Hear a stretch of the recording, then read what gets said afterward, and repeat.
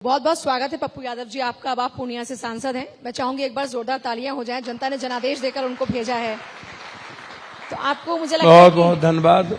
मुझे लगता है कि आपको याद होगा चुनाव से पहले आपका पूरा मेरा याद इंटरव्यू रहा है, था। सबका याद रहता है हमको। तो सांसद अब आप बन चुके हैं, पूर्णिया से सांसद। आपने कहा था कि जनता के लिए जो आपने सेवा की है उसका फल आपको मिलेगा और आखिरकार आपको उसका फल मिला भी। हम रिटर्न की कोई उम्मीद नहीं करते हैं। कोरोना में हमने रिश्ते को देखा है, रिश्ता इस देश में नहीं होता, बहुत नजदीक से देखा है। न माँ पिता को देखा, पिता माँ को देखा, भाई भाई को देखा। गांव में एक भी कोरोना पेशेंट लोग प्रवेश करने नहीं देते थे। और मैं शुरू से पहला दिन मैंने ट्वीट की थी कि ये कोरोना नहीं है, एक वार है। ये वार चाइना और यूरोप के बीच है। मैंने वैक्सीनेशन का भी विरोध किया था कि ये गलत है वैक्सीनेशन। जब हम रेमडेसिविर पूरी दुनिया को दे रहे थे तब भी मैंने कहा था कि ये गलत प्रपोज्ड है। लेकिन मेंटलिटी जो बन गई थी लोगों की, अरे भाई दवाई से हम ठीक हो जाएंगे, नतीजा था कि मैं दे रहा था। इसीलिए आप कोई भी काम ना, इस कंट्री में आप कितना विकास करते हैं, कितना अच्छा आदमी है, ये मैटर नहीं है। आप कितना बिकते हैं और कितना बेचे जाते हैं, ये मैटर है। आप दिखते हैं कि नहीं, वर्ल्ड आपको देख रहा है कि नहीं, वॉशिंग पाउडर निरमा निरमा निरमा चश्मा को लगा है। तो ये भूल जाइए आप। इस कंट्री में सेवा और मदद पर कुछ हो ही नहीं सकती, कभी हुआ ही नहीं है। ये देश, कबीर को आप उठाइए, बुद्ध को किसने एक्सेप्ट किया इस देश में? सबने भगा दिया। ये शंकराचार्य के काल में बुद्धम शरणम अपो दीपो भवा को आप उस भाव को याद कीजिए। किसका विरोध नहीं हुआ इस देश में? राम का विरोध हुआ, कृष्ण का विरोध हुआ, मोहम्मद साहब को पैदल चलने पड़े। तो इसीलिए वो सेवा का राजनीति से दूर दूर तक वर्तमान भौतिक युग में कोई संबंध नहीं। तो फिर आपकी जीत का आप वजह क्या मानते हैं? अगर आप सेवा को नहीं मानते, सेवा से कुछ नहीं मिलता, तो फिर आपकी जीत की क्या वजह है? मैंने लोगों के बारे में कहा, देखिए हमसे आप पूछिएगा तो मैं डिफरेंट इंसान हूं। मेरा इस कंट्री में पॉलिटिशियन से मेरा नहीं बनता, मेरा इस कंट्री में इंटेलेक्चुअल से नहीं बनता, मेरा इस कंट्री में वैसे लोगों से नहीं बनता कि जो इस बंद कोठरी में, अब जैसे अभी बात हो रही थी, सर्वे आया, अभी जो एक सर्वे हुई जाति जनगणना का, उसमें 98% सर्वे है कि भारत में लोगों के पास कंप्यूटर और लैपटॉप नहीं है। 96% लोग हैं जिसके पास व्हीकल नहीं है, और जो व्हीकल है भी तो लगभग EMI पर व्हीकल है। 1 बीघा से नीचे जमीन रखने वाले कट्टे धूर में लगभग 87-88% भारत में लोग हैं। लगभग 78% लोगों के पास फूस का घर है, टीन का घर है।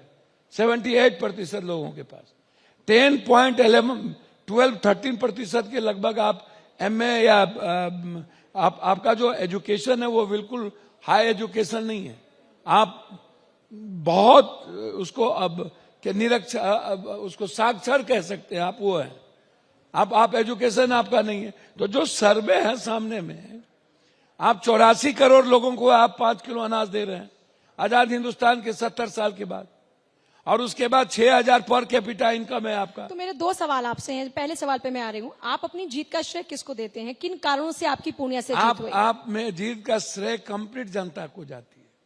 और जनता ने आपका साथ क्यों दिया? 7 बार चुनाव, 22 साल की उम्र में हम MLA बने।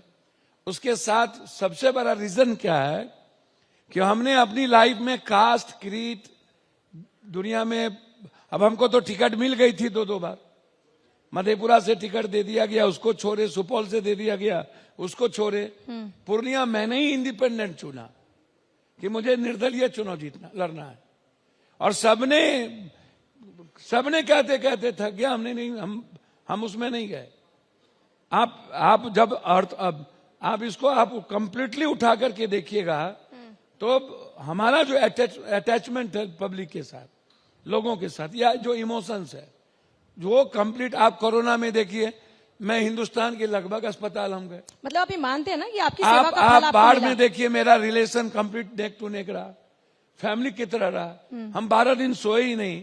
तो वो आप जब हम चुनाव लड़ने वहां गए पार्टी से, तो जो MLA नहीं गए उनको जिता दिया और हमको 6000 वोट भी नहीं दिया। आप इसको भी तो देखिए। अच्छा, मैं ये पूछ रही हूँ क्योंकि सर कम वक्त है, जल्दी जल्दी से सवालों का जवाब लेते हैं। तो सवाल ये, आपने कहा कि एक सर्वे आया और सर्वे के आधार पे आप कह रहे हैं कि भारत में इतना पिछड़ापन है, तो इसके लिए जिम्मेदार किसको मानते हैं? इसके लिए सिर्फ मौजूदा सरकार या फिर इससे पहले की सरकार भी जिम्मेदार है? पब्लिक भी और सब लोग, मौजूदा सरकार या सरकार नहीं, सिस्टम, ब्यूरोक्रेट। एक तरफ जैसे अभी हमारे इंद्रेश जी ने कोरोना वाली बात कही कि चाइना का ये सैकोवार था, ये बात हम शुरू से लिखते रहे, मेरे ट्विटर पे आप उठा के देखिए। मैंने कोरोना के बारे में सबसे ज्यादा विरोध किया, तो लोगों ने ताली थाली क्या क्या, अमिताभ बच्चन भी बजा रहे थे। अब ऐसे लोगों को भी आप लोग मानते हैं।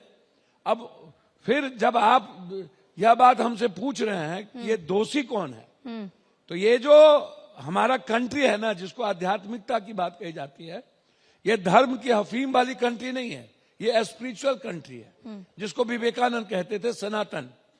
वो जो भाव है सनातन का, वो वसुधैव कुटुंबकम का है, शिव का भाव था।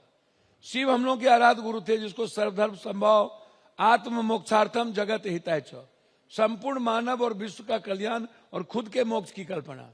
लेकिन इसको धीरे धीरे धीरे हम भाग, भगवान, किस्मत में हम लोग एकदम उलझ गए, और उलझते उलझते आज दुनिया के सबसे ज्यादा, वर्ल्ड की सबसे ज्यादा, जो सबसे गरीब कंट्री है, उससे भी हम ज्यादा। तो आप ये कह रहे हैं कि पार्टियां जिम्मेदार नहीं है? अगर भारत में कुछ कमियां हैं, अगर कहीं पर पिछड़े हैं, तो उसके लिए पार्टियां जिम्मेदार नहीं, सरकार जिम्मेदार नहीं, सिस्टम जिम्मेदार है। मैंने कहा सिर्फ पार्टी को या हम सिस्टम को दोष दे रहे हैं। सिस्टम चलाने वाले लगातार जिस रूप से सिस्टम को आगे बढ़ना चाहिए, सुई से हम दुनिया में बहुत सारी चीजों पर गए। हम 1 लाख करोड़ और 30 लाख करोड़ रुपया, हम एक प्लेन, एक पत्नी को हम एक प्लेन गिफ्ट में बर्थडे में देने की भी ताकत है। वैसे आप विपक्षी पार्टी को घेरते हैं, आप एनडीए पर हमला बोलते हैं, यहाँ पर आप खुलकर क्यों नहीं बोल रहे हैं कि एनडीए जिम्मेदार है? अगर इतनी अभी भी कमियां हैं, अच्छा एक बात तो उसके लिए जिम्मेदार है? अच्छा एक बात आप बताइए, अब ये मंच पर भी आकर के हम सदन और सड़क बना दें आपको? आप जब बात सुनना चाहते हैं तो उसको आप इस बात को सुनिए। जैसे 10 साल की सरकार है, जैसे मनमोहन सिंह जी की सरकार के बारे में हम आपको बता दें। हम इकोनॉमिकल, जब वैश्विक दुनिया में जब पूरी इकोनॉमी कोलैप्स कर रही थी, तो हमारी इकोनॉमी सस्टेन भी की और वर्ल्ड को इकोनॉमी प्लेटफॉर्म भी दिया। उसके सबसे बड़े कारण थे कि हमारा जो देश है वह फार्मर, मजदूर और जो व्यापारी है, खुदरा बाजार, जिसको हम थोक कहते हैं, 5 रुपये सब्जी, 5 रुपये का तेजपत्ता, नमक, हल्दी, तेल, ये कितना टैक्सेस देते हैं ये पूंजीपति, उद्योगपति? 1.2% टैक्सेस नहीं है हिंदुस्तान में इन लोगों का। कितना? और ये लोग देश अपने को कहता है कि हम देश के सरताज हैं। इन पूंजीपति, उद्योगपति को हम बायकॉट नहीं करते। सारी गोल गोल बातें करें, लेकिन जो खुदरा बाजार जो है भैया, इकोनॉमी सस्टेन हमारी की, आप उसको भी तो देखिए। आप 10 साल लगातार सरकार में है ना, सरकार में आप हर बार देश में जाकर के देखिए, आप 3 चीजों से बाहर नहीं निकलते हैं। हमने अभी स्पीच जो दी हमारे देश के पीएम साहब, कहा कि हम आपको 5 किलो अनाज दे रहे हैं, यदि आप हमको वोट दे दिए तो आपको पुण्य होगा, नहीं दिए तो पाप होगा। अब ये हिंदुस्तान में आप हमको बताइए, पप्पू यादव जाके बोले कि भैया हम आपको कोरोना में रेमडेसिविर दिए, हम आपको ऑक्सीजन दिए हैं, हमको आप पीएम क्यों नहीं बना रहे हो भाई? हमको आप सीएम क्यों नहीं बना रहे हो? हम तो वहां जीतने का, हम कोरोना में तो जब लाश उठाते थे लोगों का, 46 लाख लोग मरे इंडिया में, 46 लाख, और 100 लोगों को कोरोना का मुआवजा नहीं दिया गया। आप बात घुमाकर फिर अपनी बात पर आ गए। मैं फिर आपसे वही सवाल पूछ रही हूँ। मैं पूछ रही हूँ कि जो भारत में अगर कमियां जिनको आप गिनवा रहे हैं, इसके लिए कौन जिम्मेदार है? क्या इसके लिए एनडीए जिम्मेदार रही, यूपीए सरकार जिम्मेदार रही, कौन इसके लिए जिम्मेदार है? देखिए, मैं इतना कह रहा हूँ कि बीच में आज तक 6 साल अटल जी भी आए, और लगातार नेहरू जी के बाद लाल बहादुर शास्त्री से लेकर के कई बार, और बीच में देवेगौड़ा, गुजराल और चंद्रशेखर जी, चौधरी चरण सिंह, सबके सरकार आए। कुछ समय को छोड़ दीजिए। यदि मैं आज जो ये डिजिटल है, आज यदि मैं सारे स्कूल्स की बात करूं, एम्स की बात करूं, नवोदय की बात करूं, सेंट्रल स्कूल की बात करूं, आईएम की बात करूं, आईआईटी की बात करूं, यदि आप उठा करके बात करें, तो हम जब आते हैं इस 10-15 सालों में, तो आप उठा करके देखिए, एक आईएम, एक आईआईटी, एक एम्स, जिस एम्स का निर्माण हुआ, जिस अस्पताल का निर्माण हुआ, जो आप मनरेगा जो लाए, आपने कोई भी चीज आप उठा करके देखिए, कल्याण हैदराबाद आप उठा के देखिए, निःशक्त पेंशन, 100 पेंशन दिया गया, वृद्धा पेंशन, डेवलप बढ़ाने की कोशिश, इकोनॉमी बढ़ाने की कोशिश, ताकि हमारा बाजार सस्टेन करे, हमारी इकोनॉमी सस्टेन करे। यदि जेब में रुपया नहीं होगा तो हमारा बाजार कंप्लीट कोलैप्स कर जाएगा। तो हमेशा एक प्रोसेस रहा बढ़ाने का, लेकिन अब जो राजनीति इधर आई है 10-20 सालों से, 25 सालों से, 30 सालों से, आप उठा करके देखिएगा तो आपको लगेगा कि जब से सोशल मीडिया, मैं कह रहा हूं 14 अन्ना हजारे के आंदोलन के बाद, आप हर चीज फ्री, और हर चीज फ्री में हिंदुस्तान में लोगों को जीने खाने की आदत बन गई। ठीक। और इसमें पढ़े लिखे लोगों को सबसे ज्यादा है, और पैसे वाले को सबसे ज्यादा है। मेट्रो पर फ्री चढ़ना, वाईफाई फ्री, बस फ्री। तो आप कह रहे हैं फ्री बीज नहीं होना चाहिए पॉलिटिक्स के अंदर, फ्री की राजनीति नहीं होनी चाहिए, फ्री में मुफ्त में कुछ नहीं देना चाहिए। मेरा मानना है कि इकोनॉमी को हम कैसे, लोगों की इकोनॉमी को कैसे डेवलप करें, कैसे हम 40,000 रुपया इकोनॉमी लाएं। हम इकोनॉमी के अलावा दूसरी बात इस हिंदुस्तान में, आप कह रहे हैं कि हर आदमी को इंडिपेंडेंट होना चाहिए, देश की इकोनॉमी में उसको पार्टिसिपेट करना चाहिए, ऐसा भारत अब विकसित भारत ये होगा। बिल्कुल बिल्कुल। मैं बार बार कहता हूं कि अर्थम अनर्थम या यदि वाचलम, अर्थ को यदि सेंट्रलाइज कर दीजिएगा ना तो दुनिया कोलैप्स कर जाएगी। भारत दुनिया में एक इकोनॉमी है भारत जो सेंट्रलाइज है, उसका डिसेंट्रलाइजेशन नहीं है। ठीक। तो एक तो यहां है, दूसरा मात्र 1 लगभग कुछ प्रतिशत लोगों के पास पूरे वर्ल्ड की, इंडिया की इकोनॉमी है। और आम आदमी को उठा करके देख लीजिए, 140 करोड़ में यदि आप 83 करोड़ को 5 किलो अरवा चावल पर जिंदा रखे हुए हैं, और 92% 6,000 पर कैपिटा इनकम है, और एमएसपी के लिए 900 किसान मर जाता है जिस देश में, और रोटी नहीं मिलती है। एक कट्ठा जमीन, एक धूर जमीन नहीं है लोगों के पास। 9.2% लोगों के पास एक धूर जमीन नहीं है। आप ये कह रहे हैं कि लोगों को समझना चाहिए, बेवकूफ ना बने, जागरूक मतदाता के तौर पर काम करें। ठीक है, बिल्कुल। ये हिंदू मुसलमान, बैकवर्ड फॉरवर्ड, जात धर्म मजहब से निकलना होगा। हमें सिर्फ इकोनॉमी की बात करनी होगी, एजुकेशन जातिगत मतगणना की भी जरूरत नहीं है हमें जी, जातिगत मतगणना की जरूरत नहीं है भारत, जातिगत मतगणना की जरूरत नहीं है भैया। जाति जनगणना क्या, उसको समझिए। जाति जनगणना जैसे निषाद, मलाह, शर्मा, ततमा, चौधरी, नुनिया, कमार जो एसटी एससी है, जैसे 10 करोड़ 86 लाख, 11 करोड़ 22 लाख लगभग आदिवासी है, और 1.2% आदिवासी अभी तक मैट्रिक नहीं किया है। इसकी आवश्यकता है कि नहीं, होना चाहिए जाति का जनगणना या नहीं? सर, उसको इकोनॉमिकल और एजुकेशनल समझने के लिए कि आरक्षण जब मंडल कमीशन आया था, उस आरक्षण का बेनिफिट कितना मिला और किसको मिला, और आज हालात क्या है समाज में। जैसे बिहार में जादव 16% इंडिया में जादव है, जैसे जादव बिहार में, और ऋषिदेव जो मुसहर जिसको जाति कही जाती, और भूमिहार जो ऊंची जात में, ये तीनों की इकोनॉमी इक्वल है। स्थिति इतनी बुरी है, इसमें आप जाति नहीं कर सकते।